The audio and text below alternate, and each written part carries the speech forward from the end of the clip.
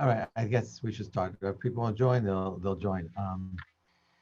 It's not an easy task to do any type of aspect, especially such an amazing, great person as Rabbi Kelemer Hesped. And I kind of hesitated. Okay, listen, there was a Hesped in Levi on Sunday, 3,500 people. So I then Rabbi Galler and the family spoke beautifully, but I kind of felt a responsibility, to maybe fill in some gaps and just feel you want to acknowledge the greatness of the individual and talk about him a little bit. So maybe it's more for us than it is Zeich and Nishmaso, but still in all, I think it's worthwhile mentioning a couple of points. And my dear Soulmate Chaver, Rabbi Dr. Esrov, will fill in gaps that I'm not aware of from his wonderful relationship with Rabbi Kelemer over the past decades. So I think for those that are kind of outside the West Hempstead community, I consider myself kind of on the border outside, but my dear wife Renee is from West Hempstead, and we have many dear friends in West Hempstead. Um, People need to know that Rabbi Kelmer's greatness, his godless, wasn't just noticed in West Hempstead, but as one of the Maspidim mentioned, people would ask him shalas from all over. He really was a go-to person. There's many poskim we have. He asked a shalah if you're a particular synagogue rabbi. Maybe he knows, maybe he is from Herschel Safta, maybe he is Rabbi J, maybe he's from Soloveitchik, but a lot of people ask Rabbi Kelmer. And Rabbi Kelmer really was a go-to person in terms of psak halacha. And for those that are outside the immediate community, it's very possible that your Rav actually not only knew Rav Kelmer, but would pick up the phone and call Rabbi Kelmer for the shalas of U.S. Rav, and the Rav was a conduit, but Rav Kelmer turned out to be the posek. Interestingly, a little while ago, I had a schmooze with some of the boys from a local yeshiva, and I was asking like how many different halakim, parts of the Shulchan Aruch are there? So one kid said four, four, four, four, four, four, four. One kid said five. I said, oh, five. You're right. You must live in West Hempstead. He looks at me, what do you mean? I said, because Rabbi Kellerman knows the fifth Shulchan Aruch. Meaning, it's like, there's a halacha mutter also, I can't. But then you have to know the particulars of the individual. That's what a posik does. I know in this particular case, it may not be the normative halacha that I'll use for a regular person, but rather it's it's something that's unique, to this individual's particular situation. I mean, no different than a doctor that gives everybody penicillin. This guy's allergic to penicillin. Have to come up with a different therapeutic approach. That was really Rabbi Kelmer. Really tremendous guddle in terms of not only my apologies, it's a mistake. Uh, uh, Not only a tremendous gadol, but someone that really was able to particularize the halacha to each situation. So I wanted to share some thoughts in that regard, um, and actually some of them is borrowed from the tremendous impact he had on the community. When I listened to the Avaya on Sunday, it wasn't just what the Maspidim said, but if you looked on the sidebar, there are many, many comments which were amazing. I don't know if Yoni, if you can post some of them just to share for those that weren't able to see and highlight some of those, the comments that people had. So again, each one is different, but just look at this. A tremendous loss of a special person by Miriam Deutsch. I don't know her. We had wonderful memories among them. However, Kelman came to the airport with candy bags for our kids when we made Aliyah 27 years ago. That's incredible. Who's doing that? Who has a sensitivity to think, you're making Aliyah, let me come and bring something to the kids. Maybe you say, hello, shalom aleichem, hatzlacha to the parents, but that extra sensitivity, which is really Rabbi Kelemer, what do the kids need? I want to make sure everyone, feels special because of the, special activity they're doing. Okay, let's go to the next one. I'm just going to handpick a couple of these, cherry pick a few of these. The next, Tamar Friedman, no relation. Rabbi and Rebbetzin Kelemer opened their homes to us when we were in Boston with a sick child in 1975. Their home became ours. We felt loved, cared for, and supported by the total dedication. Okay, let's go to the next one again. There's so many of these. Werner Hershon, who we know as neighbors of my in-laws, Aleim Hashalom.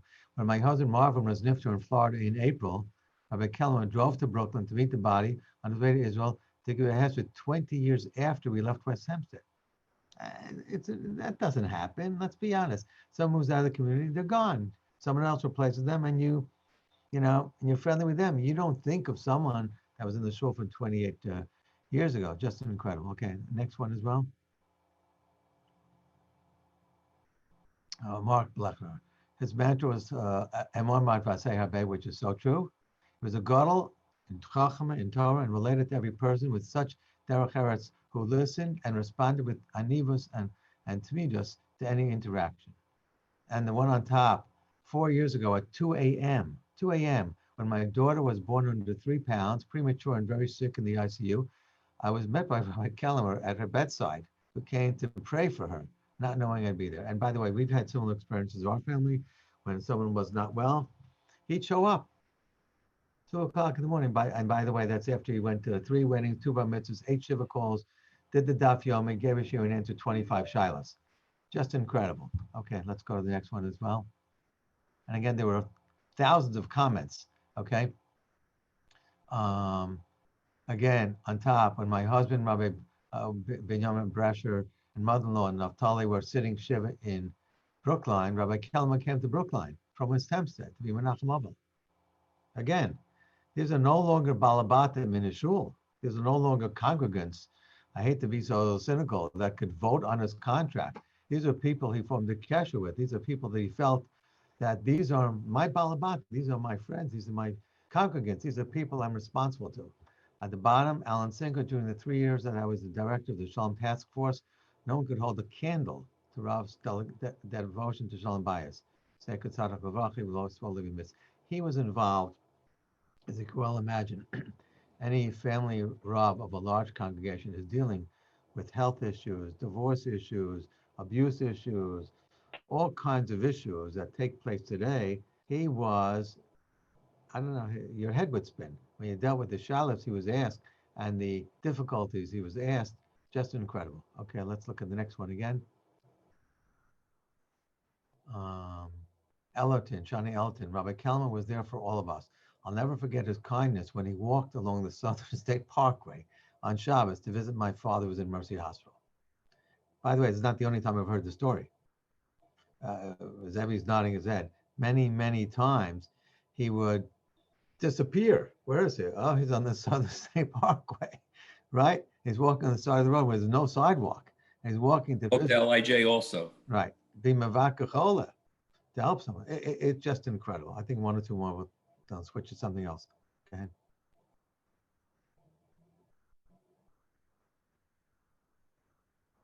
Howard Ellison, he never judged anybody. I will miss him immensely as he helped me through the struggles of my life, which means to say that every sorrow was his sorrow. He didn't just, okay, let me hear you. No, he really felt the pain. Terry Simon, the rabbi, was an amazing and special person. I was not brought up in an Orthodox home. When I moved here, he guided me, but never pushed me on my journey. He was always there for me, which shows the tremendous sensitivity. You know, some people in Kiruv, it's like a check mark. I got this guy from. I checked. That's not him. I helped the person. And maybe they're not ready. He never pushed me on my journey. Maybe they're not ready for the next step. That's okay. Step by step. He was there for them when they needed him. He was always aware of exactly what a person needed. And I think that comes through something that I've experienced and saw. He was able to deal with each person on their level, knowing who the person is. They need more patience. He'll spend more time with them. I think one of them, Aspida mentioned, he'd spend hours with the person, knowing very well he's pressed for time because he got 5 other things that he's backed up to do. The answer is no. He never let that interfere with his relationship with people. So I thought that was really amazing. So I just want to spend a few minutes talking about the connection we had here at Rambam, which of course no way compares to the connection that the people in Brookline and later in West Hempstead felt. But, you know, we connected in 2 ways. Number one, there were particular family situations, shalom bayis situations, financial situations, marriage, divorce situations that, you know, we encountered, which is normal. And we would consult with Rabbi Kelemer, what's the best situation? And he was always there to intervene in a positive way.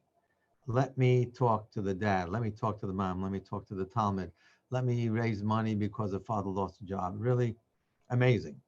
And then on a grander scale, on a bigger scale, he had the pleasure of speaking, we had the pleasure of having him speak here on a number of occasions, speaking to the whole yeshiva on a January 1st Learnathon, speaking to the whole yeshiva, more than once. And then I want to show you an amazing clip. This was a clip we had boys that are called Masmidim, 20 boys or so, they're doing extra learning. And this is, you'll see the walker with the Rebbitzin. This is a year after the surgery. And this is what happened when he came. Okay? This is the walker, walking very proud. Boys coming.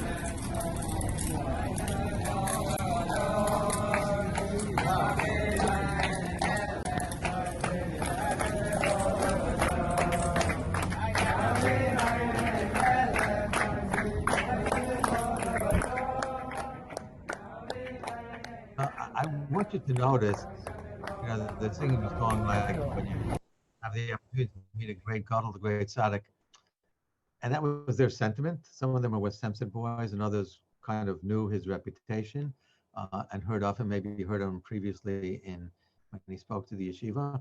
But he walks by me. It didn't faze him. It's not like, oh, they're singing for me. I'm the gadol. No, zero. In other words, I came to give shir. I came to learn with the boys, and that's what it is. Let's get to do it. And I got to tell you, when he spoke to the guys on their level. I'll tell you, I'll paraphrase what he said. This is a year after his very difficult accident when he was hit, on Hempstead Avenue going to Shul from Arv, I think it was. And he knows he's talking to young, impressionable boys. He's trying to encourage them to learn more. So you know what he says? He says, when I had my accident and I was in a lot of pain, and those that remember, there were many days touch and go.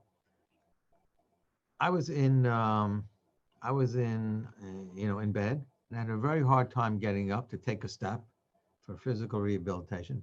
And the nurse, I forgot her name, I think he remembered her name, would come to me in the morning and say, Jordan, that's his English name, Jordan, get out of bed. Jordan, you got to walk. Jordan, you got to push yourself.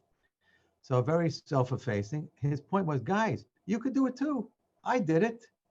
We're the same. No, we're not. You're a great tzaddik. We're the same. I pushed myself for my own betterment. You could do the same thing in terms of learning and in terms of life. It was a perfect message calibrated for the students on their level. And also just the way he said it was just perfect. So it was just an amazing, way that he did. And you should know that all the things he did with his walker, he would go to simchos, smachot, a wedding, a mitzvah, a bris, a vart, and, I would go to some that I was connected to.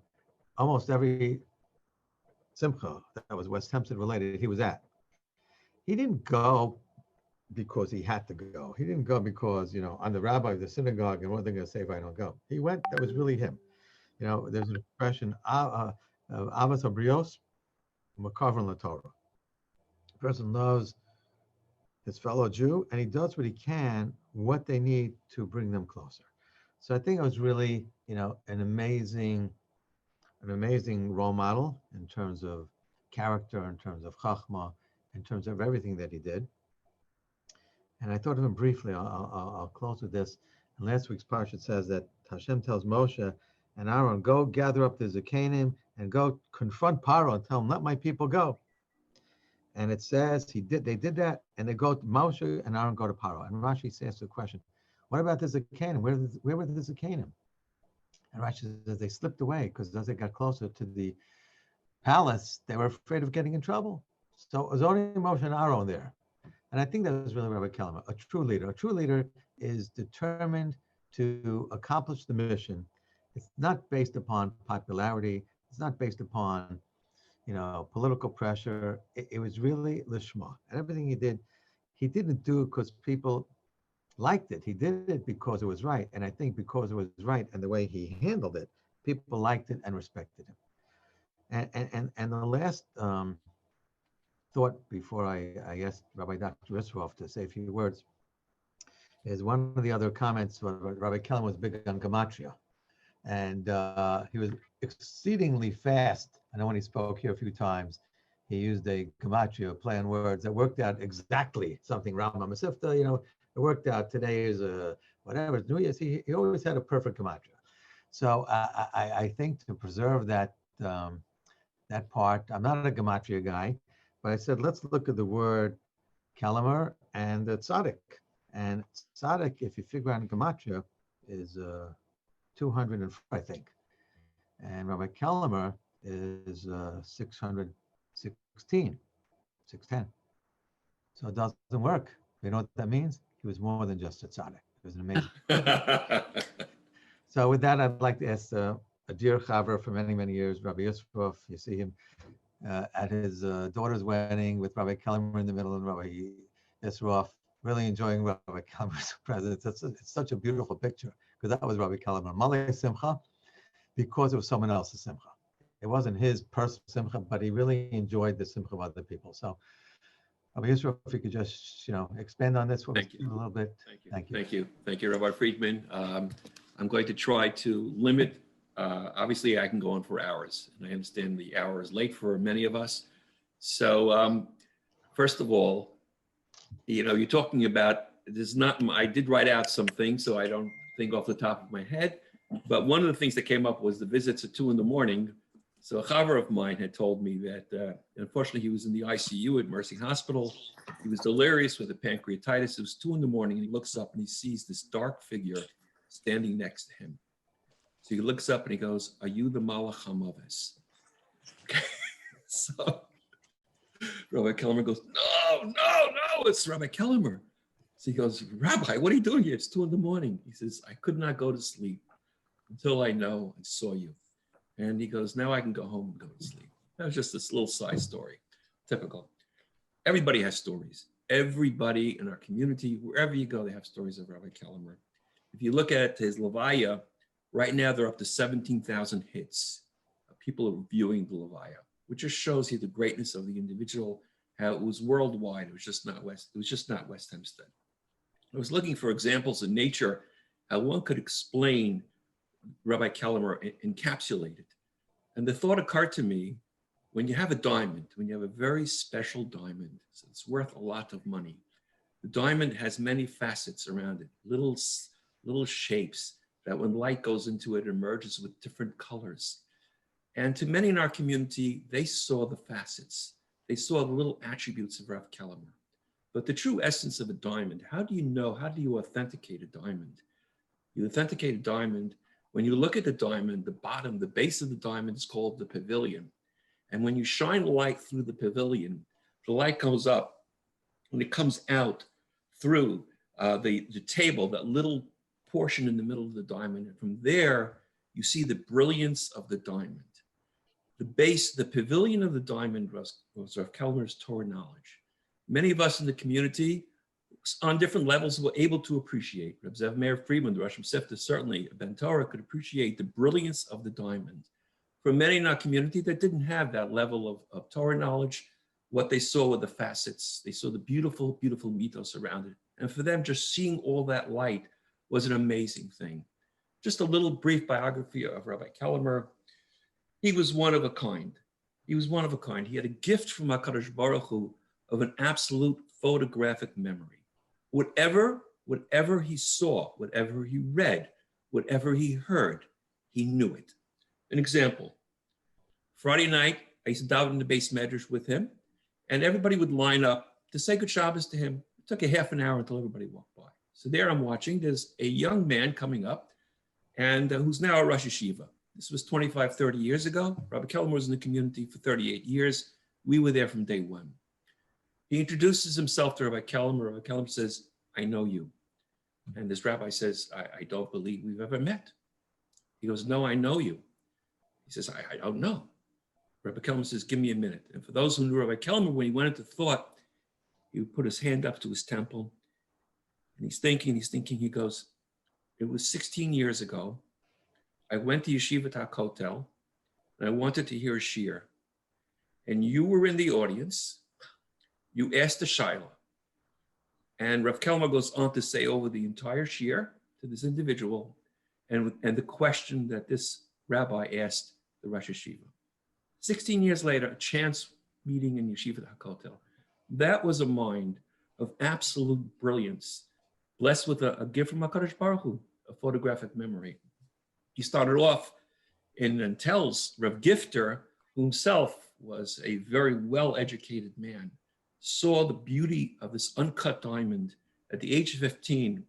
Tells was like Lakewood is today, back in those years. In the early 60s, Lakewood was a very small town, maybe at 25, 30. Tells was the premier place of learning in America. Rav Gifter, Rav Sorotskin, those were the two Rosh Yeshivas. Rav Gifter chose Rav Kelemer. Of all the boys, high school Beis Medrash, to be his chavrusa, Rav Gifter wanted to have an impact on shaping this beautiful diamond to become a leader in Klal Yisrael. Afterwards, he went to, after Tells, he went to Mir Yerushalayim, where he was under the leadership of Rav Chaim Leib Shmulevitz, Zatzal. Many times he would quote Rav Shmulevitz in his shiurim, Musar, other beautiful, beautiful thoughts. One of the things I used to love to do with Rav Kelemer is I would get pictures from the past, and Friday night go up to him in the Beis Medrash and show him the picture. So there's a picture of Rav Shmulevitz made a chasna, and the boys in the yeshiva in Mir were around him. So I got this picture, and I go up to Rav Kelemer. I said, Rav Kelemer, show me where you are in this picture. So he looks at it for a second. He goes, I'm not there. I said, how do you know? He said, because I was a very practical person. Is that Mary? I think I told you the story. He said, we did not have a lot of money. He goes, everybody in yeshiva wore a black hat. I had one hat. I was afraid it would get misplaced. So the color of the hat that I chose was white. I wore a white hat in Mir Yerushalayim. Because after all, what is a hat for? He goes, in learning in the Beis Medrash, I didn't need a hat. I needed a hat to daven. So what difference did it make for the color? He goes, for me, it was a practical reason. I didn't want to lose it. If I couldn't lose it, it was white. Nobody wore a white hat. Later on, he said, if you actually look later on in Boston, he says there's a picture of the Levaya of Shneur Zalman Cutler, of Aaron Cutler's son, who died at a young age. He was up in Harvard. He goes, I'm standing in that picture. There's one little white hat. He didn't care. It didn't make a difference to him. On a person on that level, you have to wear Borsalino. It has to be this way, that way. The white hat was fine. It was perfect. In the 1970s, he moved to Brookline, became the Rav of the Young Israel in Brookline, and there he developed a very close relationship with Rav Soloveitchik Zatzal, the Rav. And there was a period of time when I was the gabbai in the shul, and certain people would come up to lead the Amid, and there's one word in particular where there's an argument how it's pronounced. In Nusach Ashkenaz, it's L'davar dar nageg lecha. So the minhag in our shul was to say v'shivchacha. In many yeshivas, the minhag was to say ushvachacha. So some people thought, I'm going to come up to the bima, I'm going to show everybody else that they're doing it wrong, and I'm going to say ushvachacha. It bothered me that people were not following the minhag of the shul. So I went up to Rav Kelemer. I said, Rabbi, what should I do? They're not following the minhag of the shul. The minhag of the shul is to say v'shivchacha. He says, I want you to tell him over the following story. He goes, I was the Rav in Brookline. He goes, and Rav Soloveitchik had asked the daven for the Amid. He had yahrzeit, and Rav Soloveitchik said, ushvachacha. Okay? After davening, Rav Soloveitchik comes up to Rav Kelemer. He says, I have to ask you mechila. Rav Kelemer says, you have to ask me mechila? You, the Rav, has to ask me mechila. He said, I davened in yeshiva in YU. The minhag of YU is to say ushvachacha. It came out naturally. I did not want to paskin a halacha in front of you, that this is the correct way to say it. The minhag of this shul, and it was your book line, is to say v'shivchacha. I should have said v'shivchacha. I didn't mean to do it. Please accept my apology. He says, I want you to tell the story over to whoever gets up there and says ushvachacha. And that was the way. That's the way that it was. Learning in the early years, before Art Scroll, before the Masifta that we now rely on totally. I didn't have a chavrusa. I had a chavrusa, but I'm not in yeshiva. If there was ever a question I had, I would grab Rabbi Kelemer as he's running from one place to the other in the hallway. I would tell him the sugi that I'm learning, and it was like he turned on a computer. Out came verbatim the Gemara, Rashi, Tosos, which Rishon that he quoted verbatim, which Achron, look at this, look at this, look at this. And it was unbelievable, because a week later, I wouldn't remember anything. But who knew when the last time he learned this? This was his nature.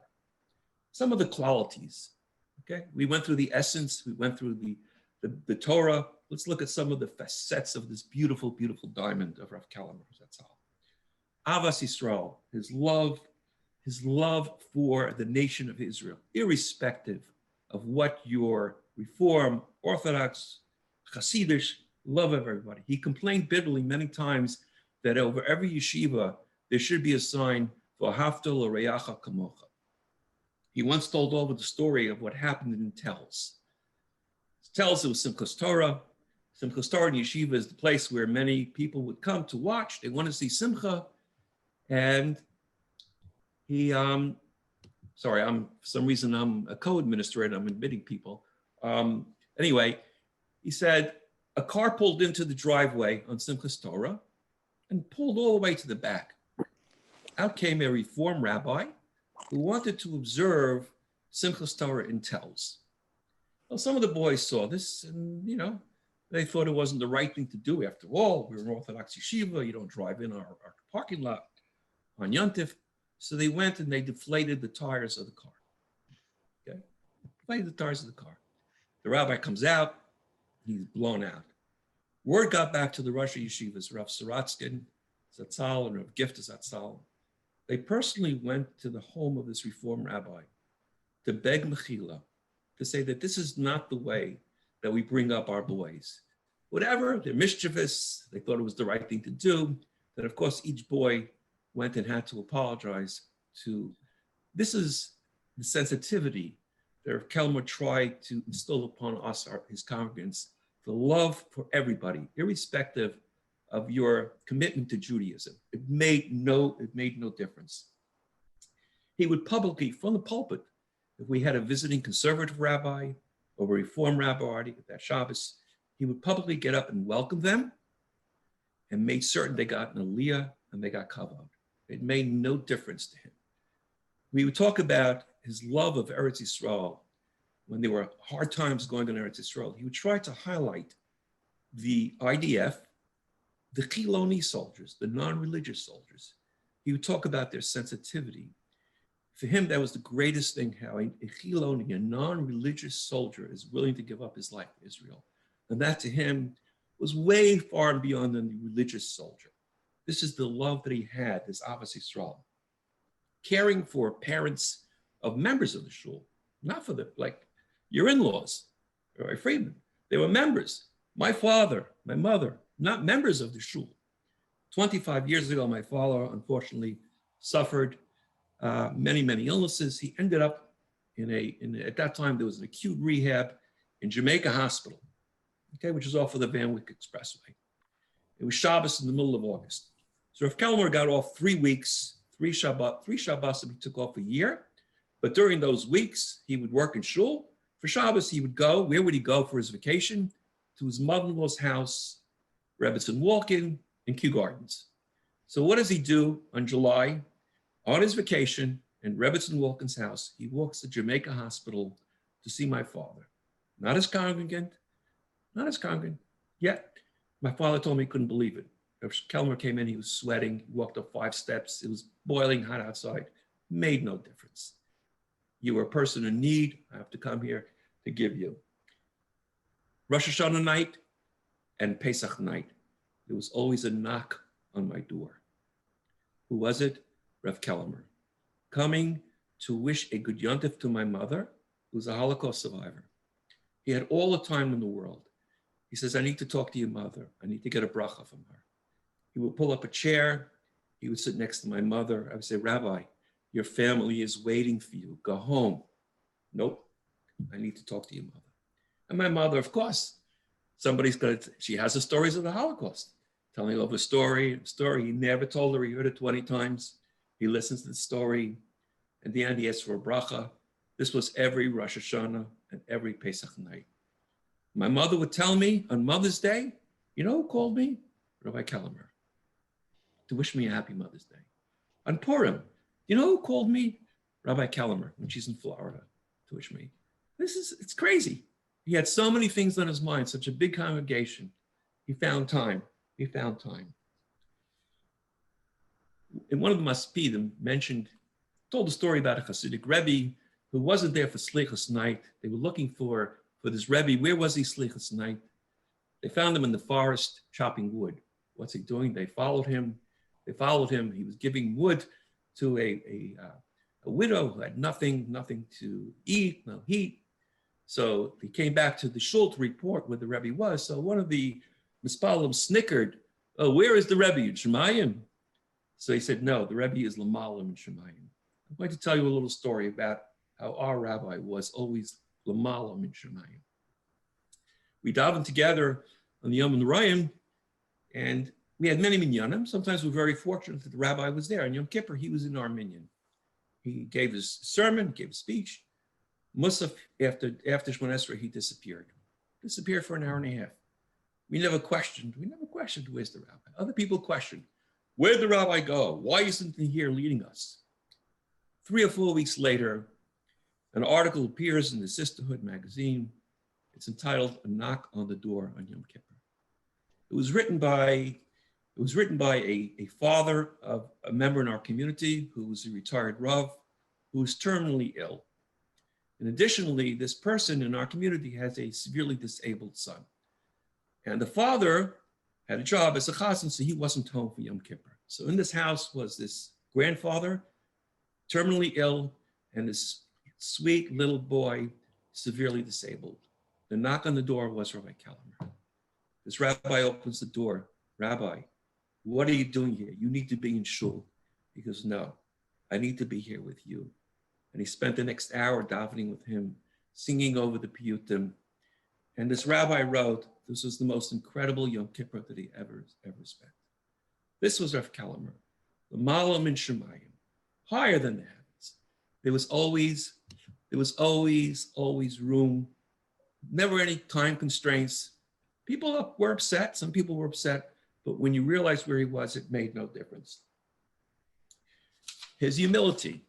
He never wanted to be interviewed, never wanted to be quoted in a newspaper, never attended a convention, always below the radar. Any Rav, any community Rav, any of the Rav, however young they were, inexperienced, they were treated as equals. He did not, show off in any way.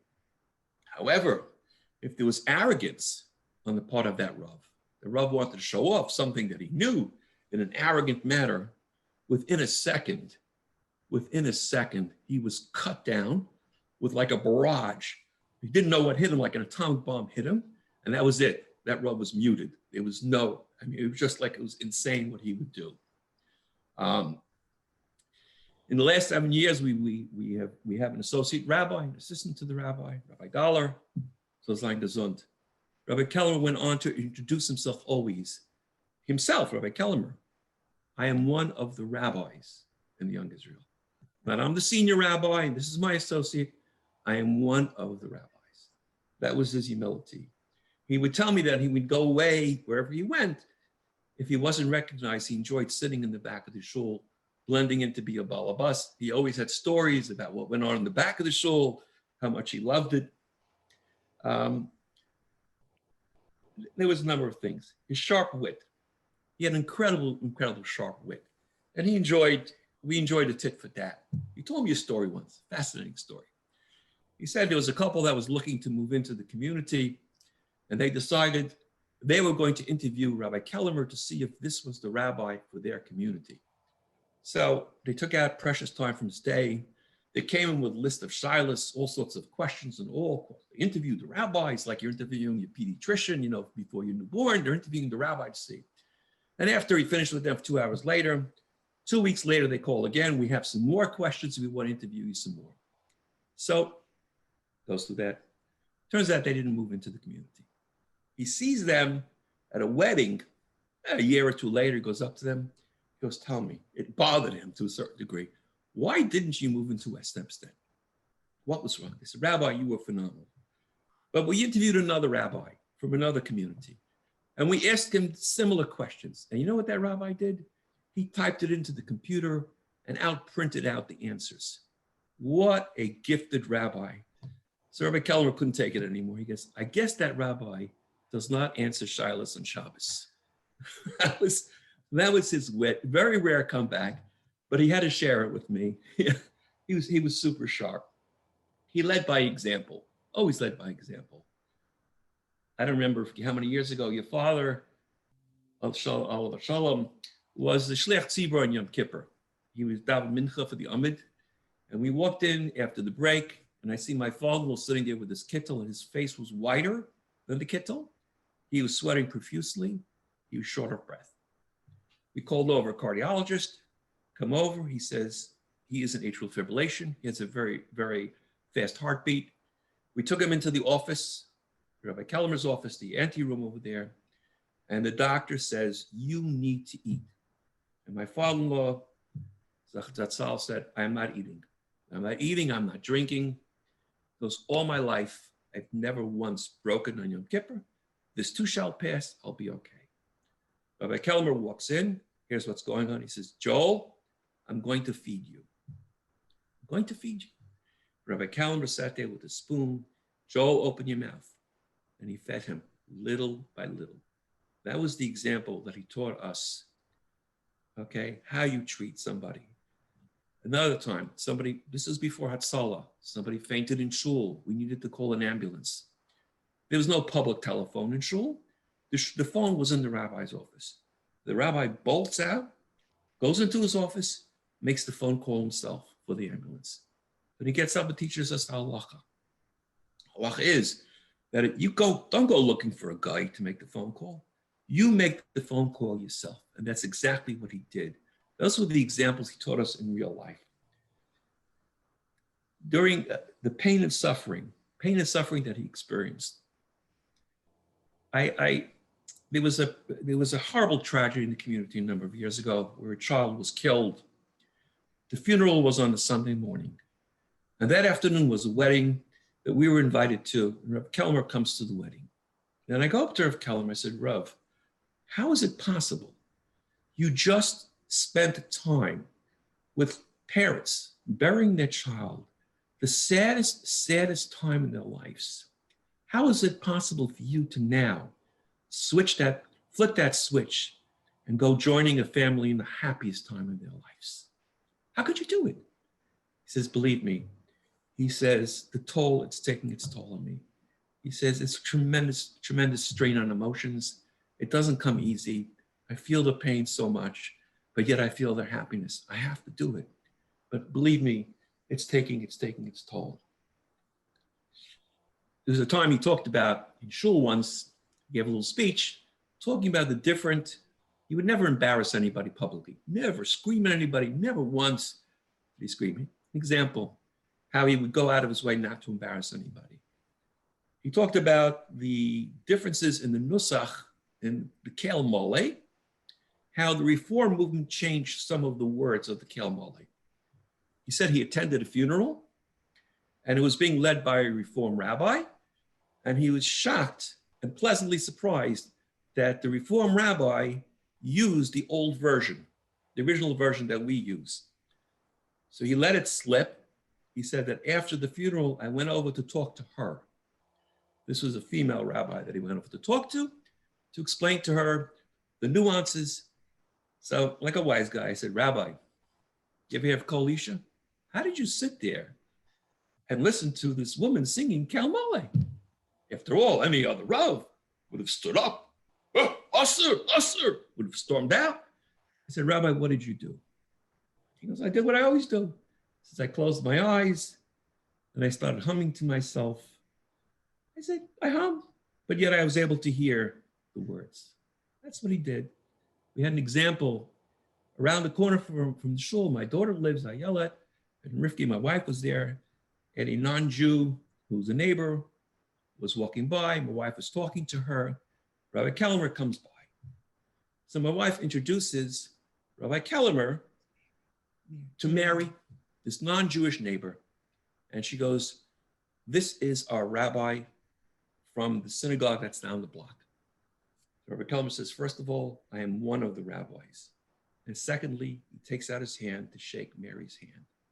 It's so nice to see you. It's so nice to meet you. This was Kavod Abrios, understood that there needed to be love and no animosity between Jew and non-Jew. For a rabbi to extend his hand to a woman, okay, unheard of in today's Hasidic Welt, in today's yeshiva world. But that was Rabbi Kelemer. He was on his own plane. When it came to Piskei Halacha, it was never just a yes or a no. It was always, I needed, like Rav Friedman explained, I needed to know the situations, different reasons for different, you would never get the same answer asking the same question. So one of the questions that comes up frequently, and Rav Friedman, you know this very well, at a wedding, Chassan and Kala walking down, should we stand up or should we not stand up? When we grew up, we never stood up, but the world changes. Everybody stands up. Comes time to weddings, I like to sit next to the Rav. I enjoy sitting next to him. So when we're sitting in the back of the wedding, he's sitting, he doesn't get up. And sitting next to him is a Rav from our community also, who stands up. So he's looking down at Rav Kelemer's sitting and he's standing. So afterwards he goes, Rabbi, why didn't you stand? Why didn't you stand? Rav Kelemer gave him 20 reasons, 20 different why you don't stand. But yet, a few weeks before, when I was saying, Rabbi, I have to tell people that they have to sit. So he gave me 20 reasons why you should stand, okay? So either way, depending on the situation, how he felt it, how he sensed it, it made no difference to him. He did what he needed to do. At a wedding that I was at recently, he read the Ksuva. It happened to be, I was learning a Gemara that talked about how Rav Yehuda said that angels do not understand Aramaic. Okay, so Gemara was fresh in my mind. Rav Kelemer was sitting next to me. He walks by, I said, Rabbi, that was a beautiful Ksuva that you read. Too bad the angels didn't. Rav Yehuda said the angels didn't understand. Okay, so he loves this stuff. So he looks up at me, he goes, you should look at Tosfos. He starts reciting the Tosfos. Tosfos says this. You should look at the Marsha. You should look at this. You should look at that. It's like 20 things that just like, woo, over my head. But it was a great tit for tat. That was him right there. I'm going to end, the hour is late. I'm going to end with one little story. One little personal story, which represents to me an incredible thing. We married, Baruch Hashem, we have 6 children. I'll tell the story later. And it was 2012. My daughter Leah was getting married to my son-in-law Daniel. It was a difficult time to reach that wedding. Prior to that, Leah's mother-in-law was critically ill. The wedding had to be postponed. The wedding came about. It was going to be in November 2012. Along came Hurricane Sandy. Hurricane Sandy, if you remember, everything was down. There was no power. We couldn't do a Shabbos Kala. Everything.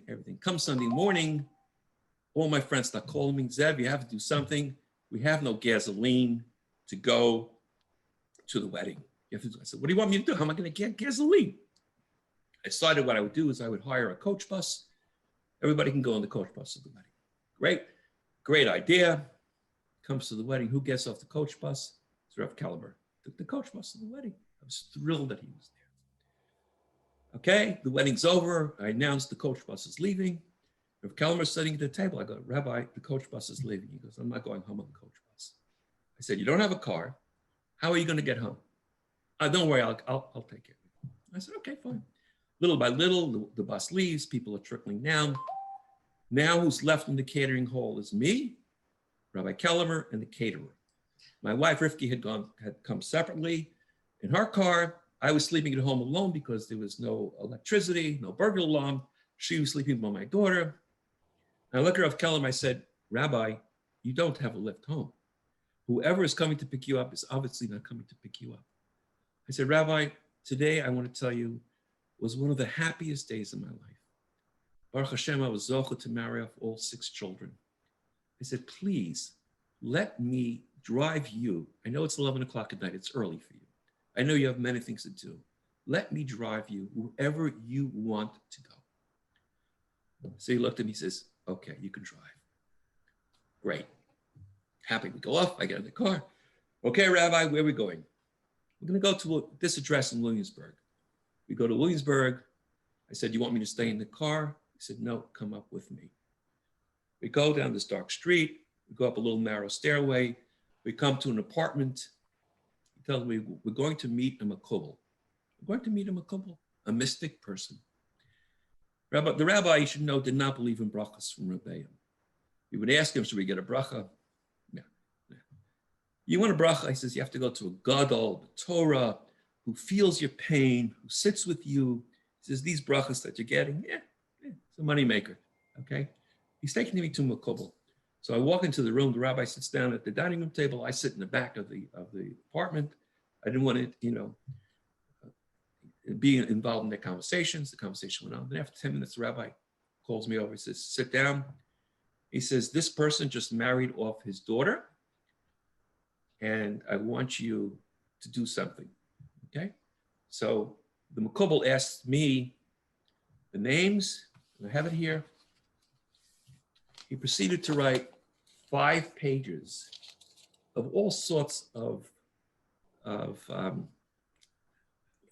gematrias, all sorts of gematrias, Daniel, Leah Bas Rivka, every gematria, and Rabbi Kelemer sitting there, his mouth is wide open. Rabbi Kelemer was a master of gematrias, was in awe. First of all, it was in Yiddish. My Yiddish is good, but this stuff is way over my head. I just sat there, shook my head. Oh, yeah, well, I don't know what's going on. Anyway, I still have it here. I'm still trying to decipher what it was. At the end, we get up. Rabbi Kelemer, as he's walking out, takes out of his wallet some money and slips it under a napkin. And I see what he's doing. So I look at the Rav, I shake my head. I had money in my pocket left over from tips that I didn't need to give. Whatever was in my pocket slipped out. On the way home, I thanked him. I said, this was the most incredible night for me. To be able to come into your inner circle, to see what you do after hours, to see how you're on your own level. And I remember telling this story over to my chaver, Gary Klogauer. He said, yeah. He goes, anybody else would have gone home with their wife, kicked off their shoes, took out a bottle of wine to celebrate. He goes, but what you did with Rabbi Kelemer was an incredible thing. I said, don't tell me it was incredible. It was beyond incredible. And that was our Rav, just a nutshell. I mean, how much could I say? I can continue on and on and on. It was 38 years of our lives. It was the biggest chus to have him as our Rav, for our kids to see him, to grow up with him as the Rav, and for West Hempstead as a community to grow beyond belief. And essentially, that was it. But he didn't feel bad. I just want to end one little thing that just came to my mind now. I was davening for the Amid in the Beis Medrash. I had a yard site, and I'm singing Lecha Dodi, and the rabbi's singing a different tune. What's he singing? An old Pirchei tune goes, it's a haunting tune of Keli, Keli, Lama Azaftani. God, God, why have you forsaken me? I was blown out. Why is Rav Kelemer singing this song, Keli, Keli, Lama Azaftani? See, after davening, I went up to him. I said, Rabbi, I'm really deeply disturbed. Please tell me why you were singing Keli, Keli, Lama Azaftani. He said, the community, Baruch Hashem, has grown tremendously. He goes, the amount of problems that I'm dealing with on a daily basis are overwhelming. He goes, there are times that I look up to God and I said, I just can't do this anymore. God, you've forsaken me. Please take over. Please help. He goes, this week was one of those weeks. And that was the connection he had to HaKadosh Baruch Hu. Nezehu. Tei nafshot tzruah b'sorachayim. He should be a male siocher for West Hempstead, for everybody that knew him from Klal Yisrael. Thank you very much. Chaval al Da'avdin, it's a tremendous loss for West Hempstead and for all of us in the surrounding community in Klal Yisrael. So he's a Chol Baruch, and it was a special zchus for the years that we had him. Thank you. Okay, good night.